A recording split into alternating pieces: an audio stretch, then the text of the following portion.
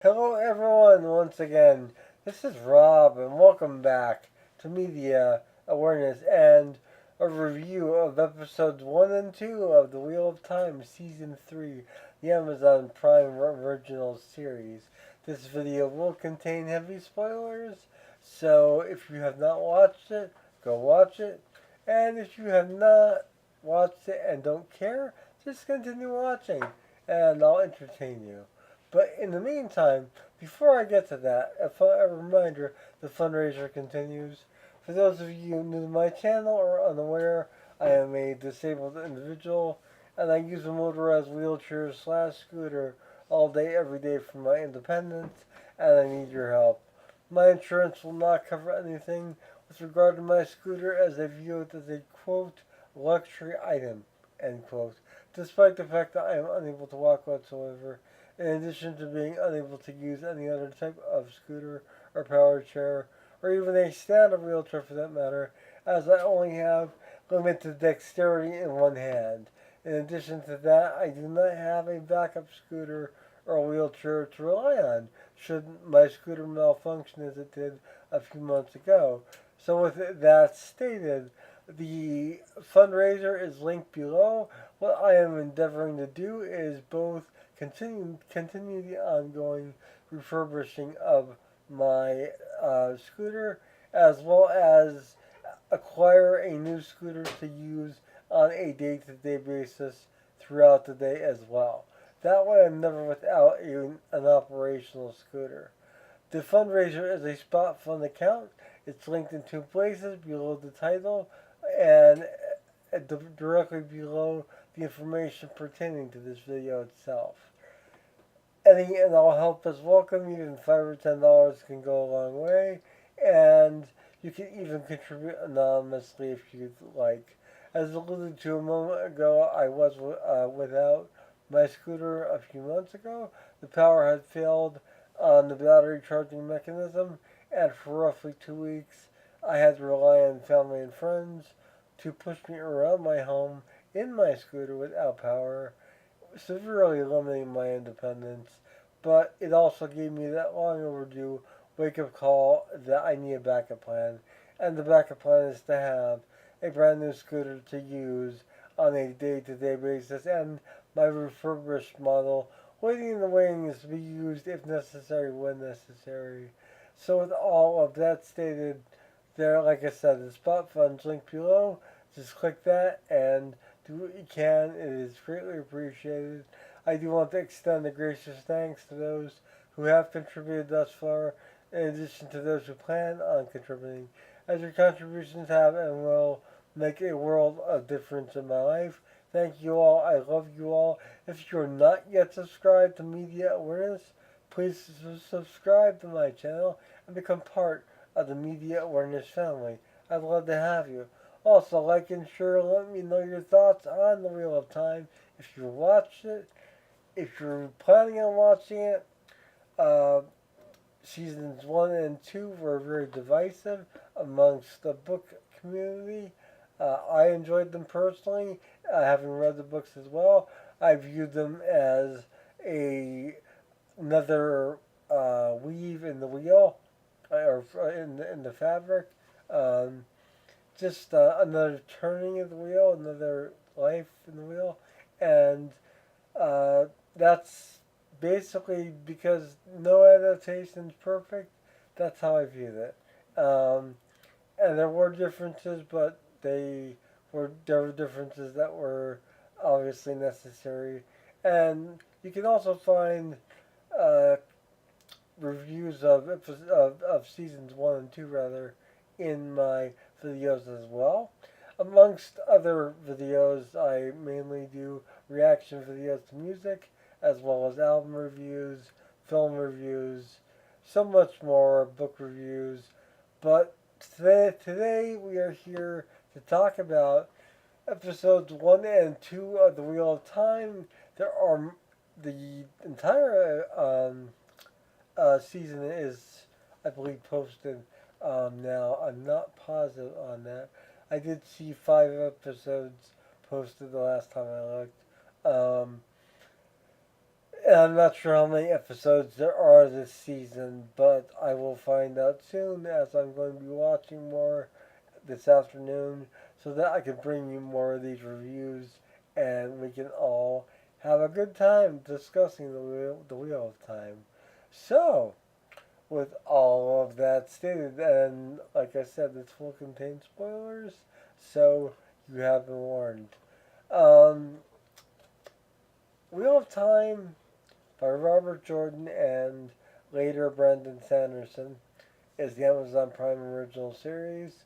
We are now on season 3, and it is turning out to be epic from what I could gather from just 2 episodes. Um, at the beginning of episode 1, Leandrin, one of my favorite evil characters of all time, is basically called before um, Swan in the Great Tower and the White Tower, and she is called out as a dark friend and as part of the Black Aja, the mysterious Aja that was hinted at and that was suspected to exist, but no one really never ever knew. And these are sisters who have sworn themselves to the Dark One to serve him, and they go about their lives every day with the ulterior motive of serving the Dark One. So Leandrin is called up before her fellow sisters, and um, Swan, the Armorland seat, does not hold back. She just lets the accusation out. Leandrin first says you had no proof, and she has the proof from both Egwene and Nynaeve having been taken to um, basically be sacrifices to the Dark One in season 2. And with that proof revealed, I should say, to everyone there, all hell breaks loose in the Great Tower itself, in the main room, and you have other sisters who are dark friends basically revealing themselves in defense of Leandrin. They're all fighting each other basically. Different Ajas as well, not just the Reds. Um, and I'm glad that that was a distinction that was also made. That it wasn't just the Reds who were questionably evil. Uh, it was cross Aja um, infiltration, really, and the fight really does a number on the interior of the main hall of the tower where the everyone seat gathers everyone.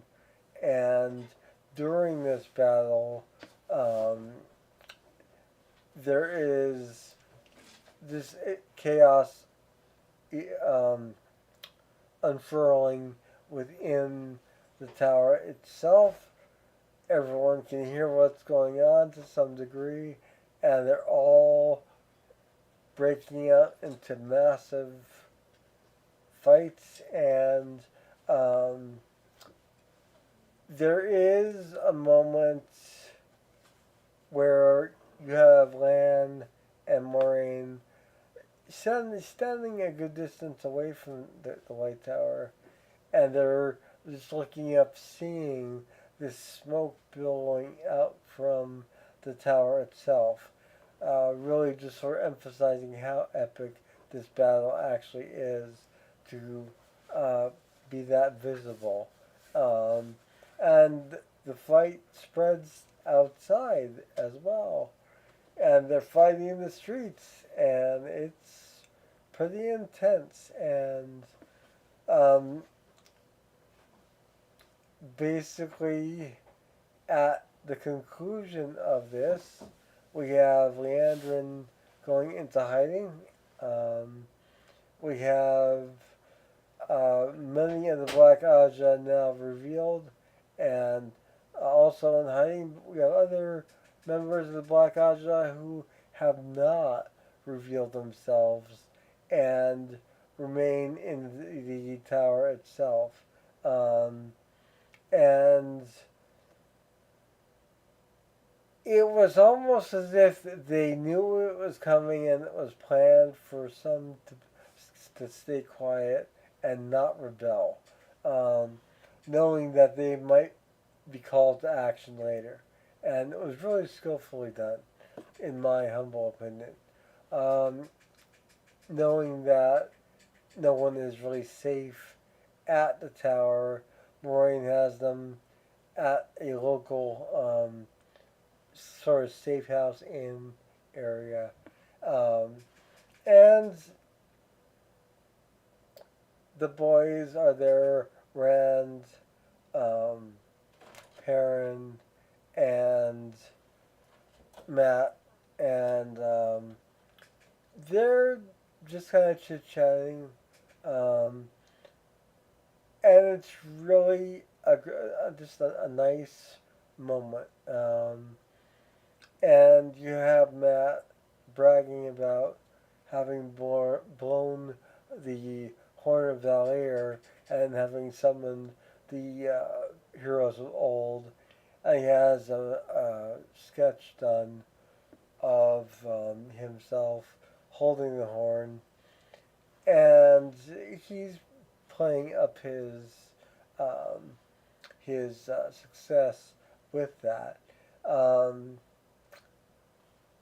and Mat is really Mat now, more so than even season two, and he's really embracing um, the actor is really embracing the character of Mat, and I do have to say that Mat is slipping into the old tongue because he had blown the horn. So they're basically having to cope with that as an after effect of having summoned the heroes of old. But in addition to that, you have Perrin, who's now more embracing the wolf more, and his eyes are fully turned, and they look fantastic.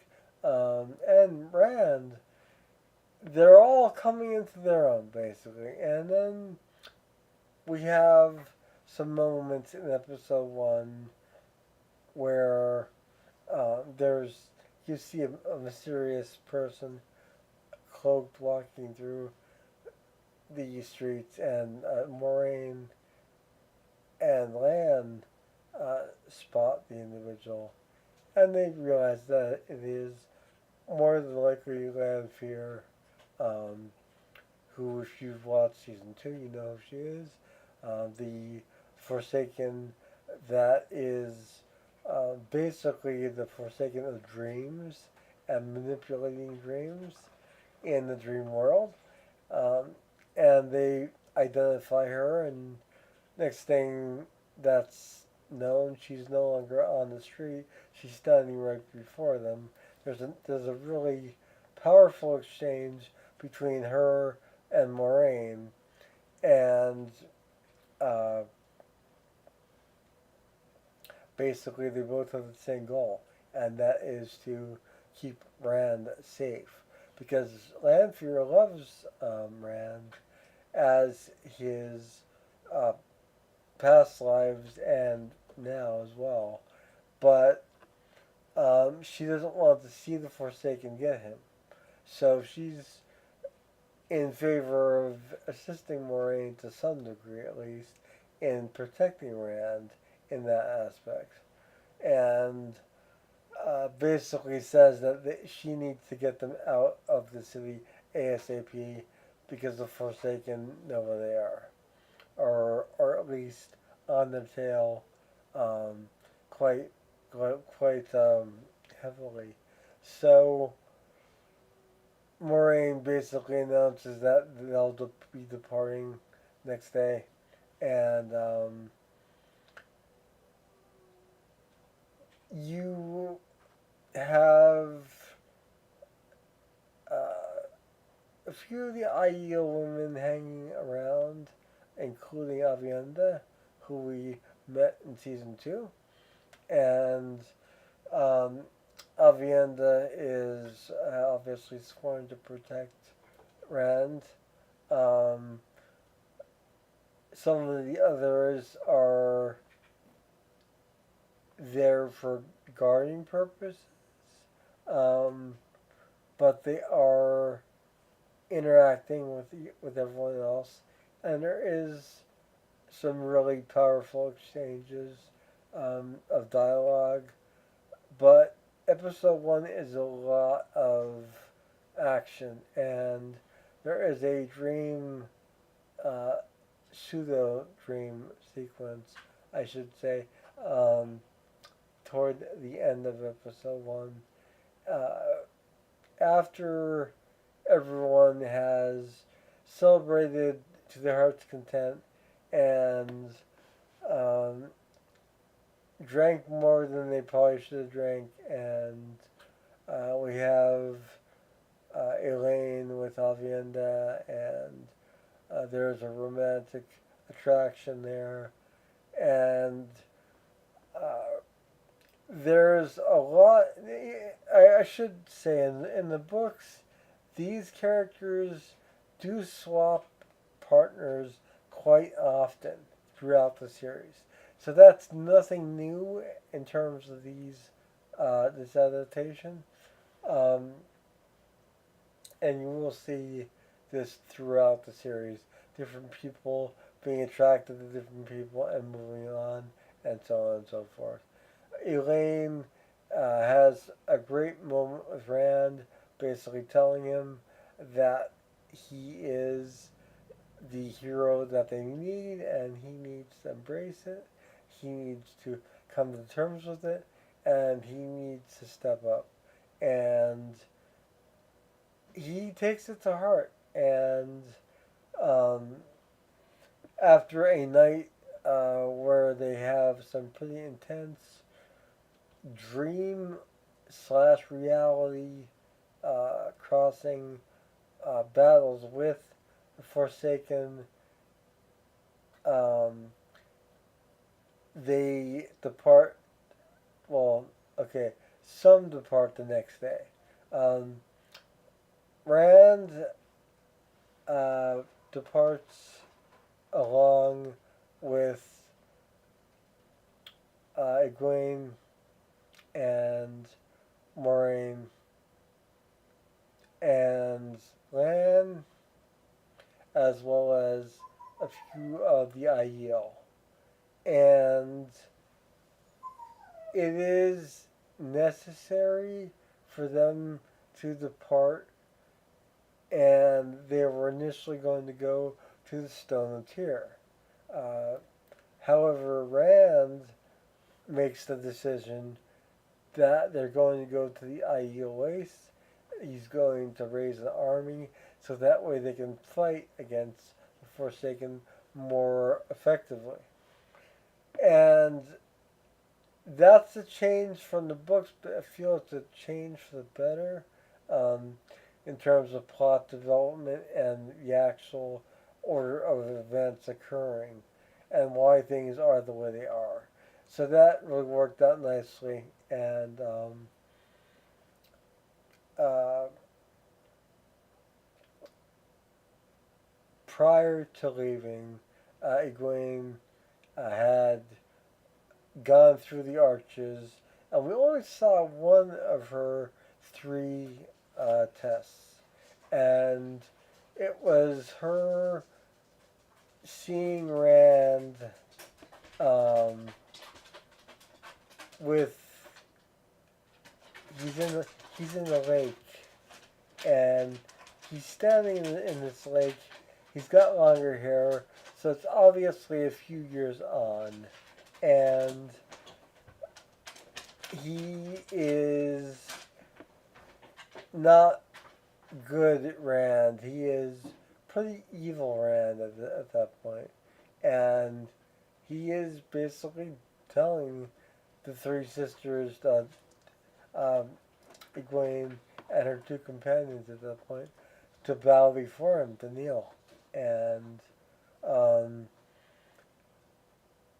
it's an intense experience. Um, However, Egwene comes out of the arches, is given the Aes Sedai ring, and she's now an accepted. And because she's an accepted, she can leave the tower, which is what she says to those who are there. And that was her main reason for going through the testing at that point. So she and the others, as I stated, depart for the Aiel Waste, which is quite a ways away, across the spine of the world. And Yael walk a lot, so they're no strangers to walking. And the others, not so much, but they do the rest.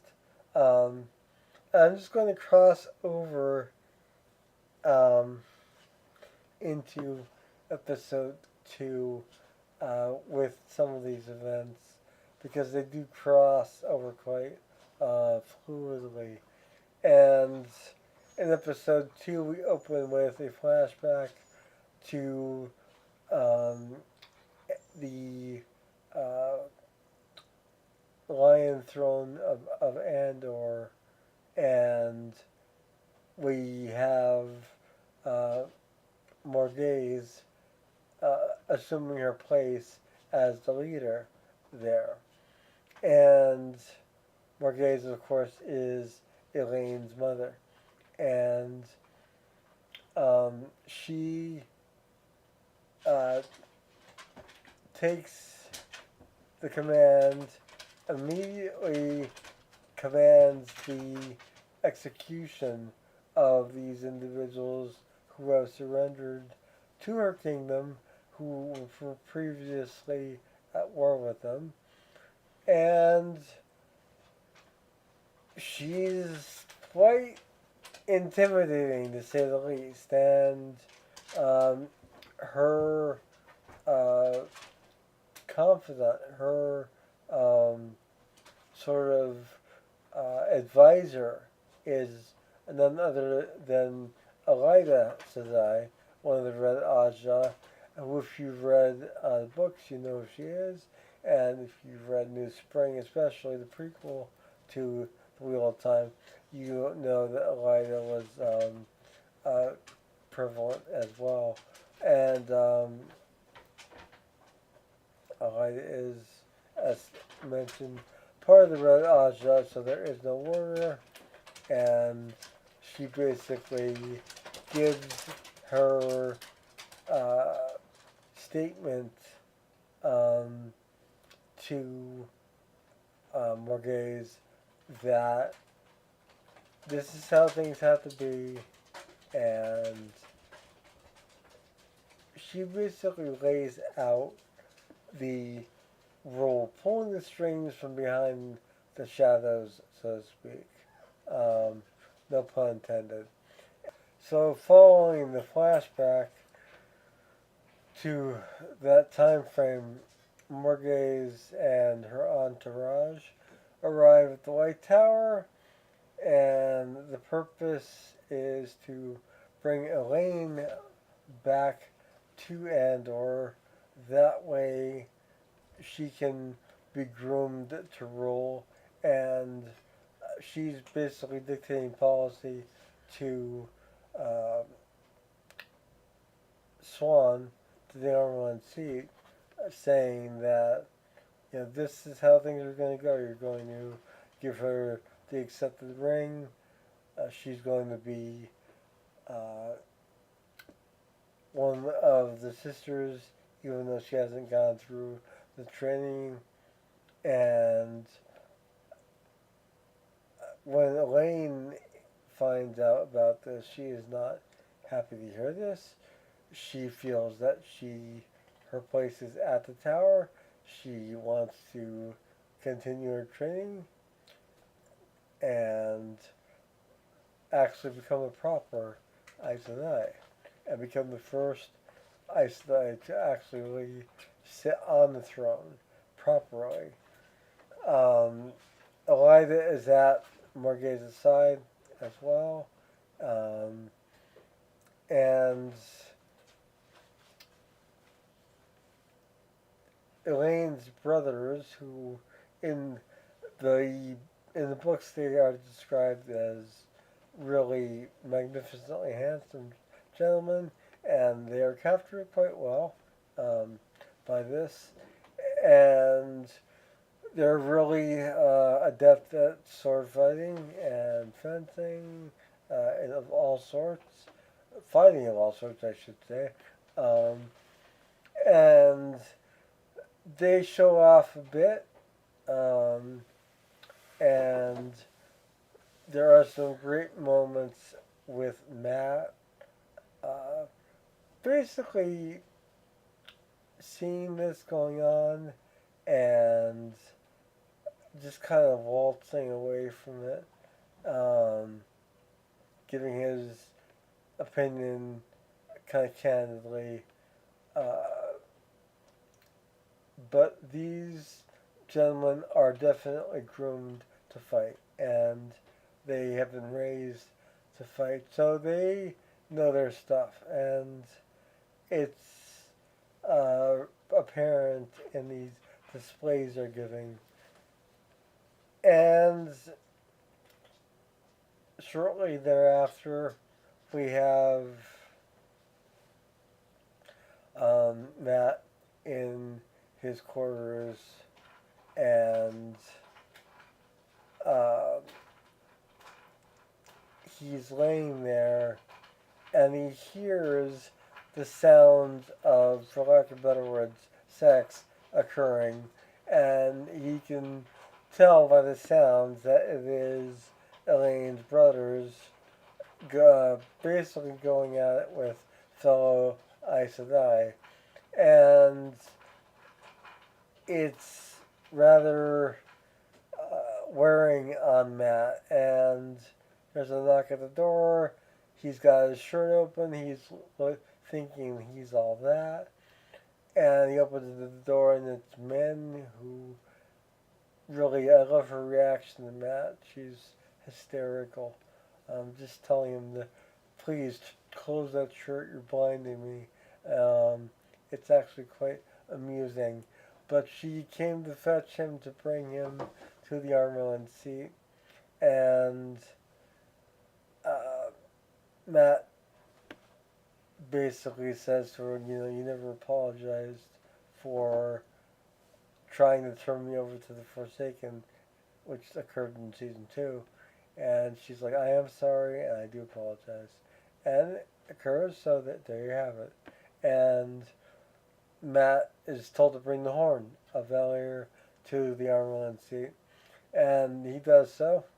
And it's such a great scene. You got the Armelin seat, who's sitting there, Mat's sitting, you know, next to her, across from her, kind of, and she basically says to him, so you're the one who blew the horn. And he's like, oh yes, and he really plays it up and bragging the way Mat does, and has a tendency to do. And uh, after some patronizing comments by Swan, um, Mat is told um, rather candidly that should he pass away, that whoever picks up the horn next will be the one that will be able to summon the heroes of old again. It won't be him. The power will pass to that person. And Matt thinks about it for a minute, and he's like, "What do you mean if I should, you know, pass on her?" And Yarmouth Seat says to him, "Well, you know, if you were to brag excessively, and maybe even go as far as to have your portrait drawn with the horn, that could call attention to the fact that you are the one who blew the horn, and therefore you would be a target." And you can see Matt knows that she knows what he's been up to, and she asks for the horn, and he just hands over at that point. And there's a nice exchange there where she uh, compares Matt to one of her uncles, and said that he was a hero, that he had saved uh, children from a burning home, and um, Matt basically says, I'm a hero, and uh, Swan says to him, and that's what makes you a hero, which I think is really, really sweet and works out nicely. Um, we have Rand training on his way to the Io Waste with Lan with sword fighting, and it's partially for the sake of training. It's partially so that he won't be tempted to use the one power every time he has the opportunity, as it is enticing and he could go mad from it. So he's trying to hold back from that. But also, it is a way for him to focus in the books and in the series on uh, just another aspect of defense, and for him to be grounded in something that's disciplined, like fencing. So that works out well between him and Lan. And at one point, he sits down with Moraine, and he asks to her if she's willing to avoid him um, the entire journey, and she makes some candid observations that he's been training, and he explains his reasoning for why. And the whole time he's sort of gathering the power, the one power, in his hands, and he could see it. Well, we could see it. We don't know if she could see it. It's in the books. The women cannot see the men channel when they channel, and men get a shiver when women channel around them, if they are perceptive enough. And in this case, we have Rand just doing so, and either Moraine's looking at his hand because he's holding him, or she sees the power. I don't know. It's not really relevant, but it is something I wanted to mention that is different from the books potentially. Um, but she basically tells him that he needs to not only embrace the sweetness that the one power brings him, but also embrace the bitterness of it as well, and master both. And he needs to work on that more. There's a dream sequence where he has an encounter with Lanfear, and um, uh, Lanfear sort of subtly tempts him, and it's sort of a reminder that she's there, guiding him along in the dream world. Simultaneously, we have Egwene having a PTSD nightmare about being held by the Shang and being trained by them, being put through hell in season 2, and that comes back in season 3 with this flashback, and Um, she has no regrets about her actions and how she handled herself in that time frame. But she's still coping with these traumatic events that she was not expected to ever have to go through. And it really adds a whole nother dimension to her character and her personality, having these events, flashbacks, and having to cope with that on top of accompanying Rand with Moraine, the Aiel, and Lan to um, the Aiel Waste. Um, and uh,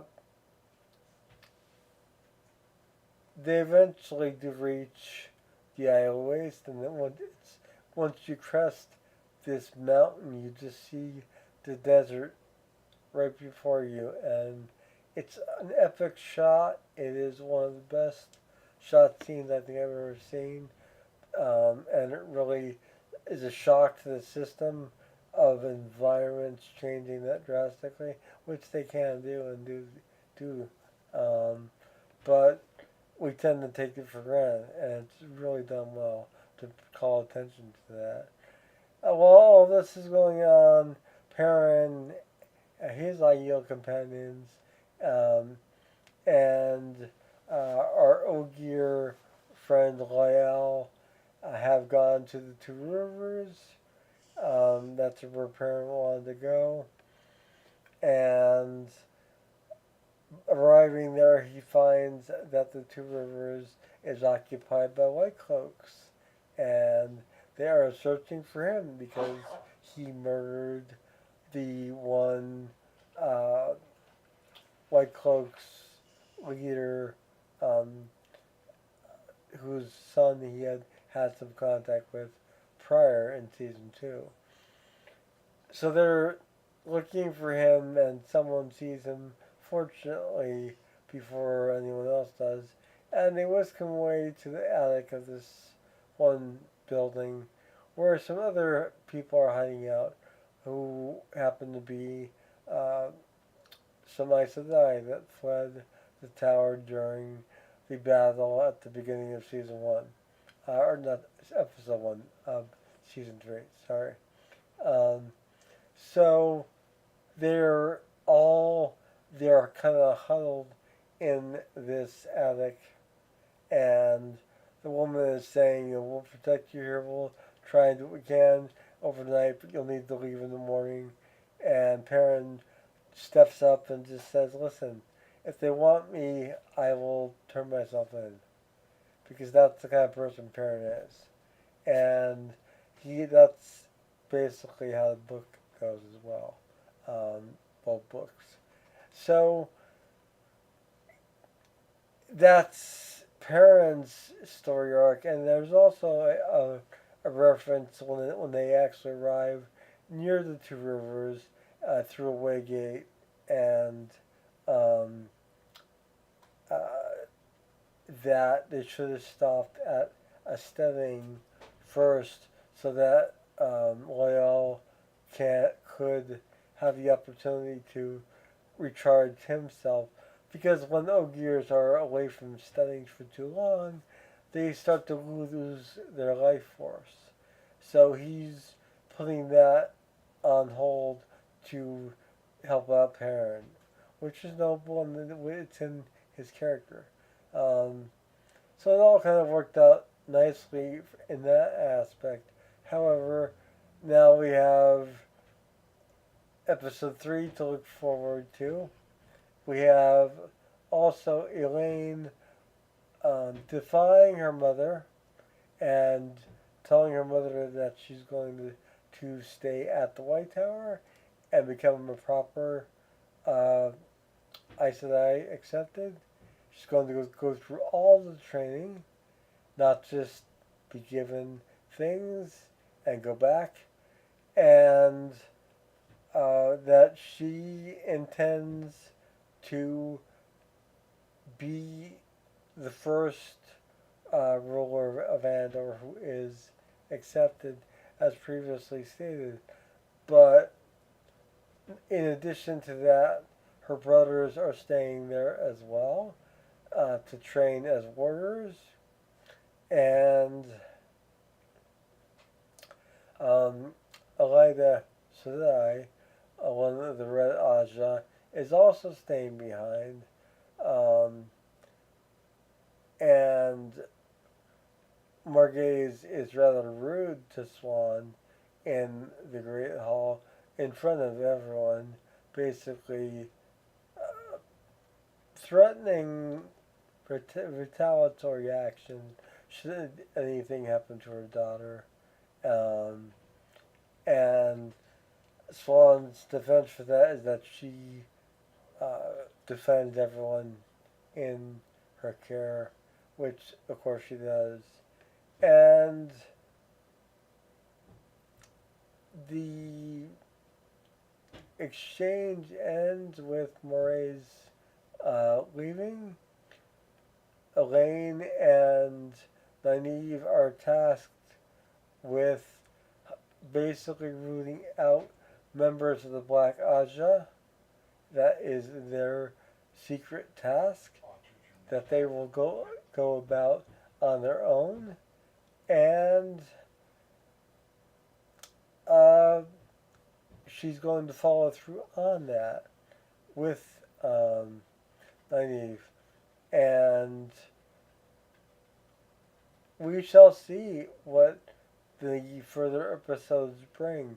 Yeah, I will be watching them over the course of the next few days and bringing you reviews as soon as I can. My apologies for the lack of videos. Past few days I wasn't feeling well, but I wanted to get this video to you on episodes 1 and 2 uh, as one video. It's a lot to digest. There's a lot that occurred. I skipped over a lot, but I also gave you a lot. And I hope that this was all received quite well. This is Rob with Media Awareness, and I will see you all again soon. Have a wonderful morning, noon, or night, wherever you are. And remember, the wheel weaves as the wheel wills.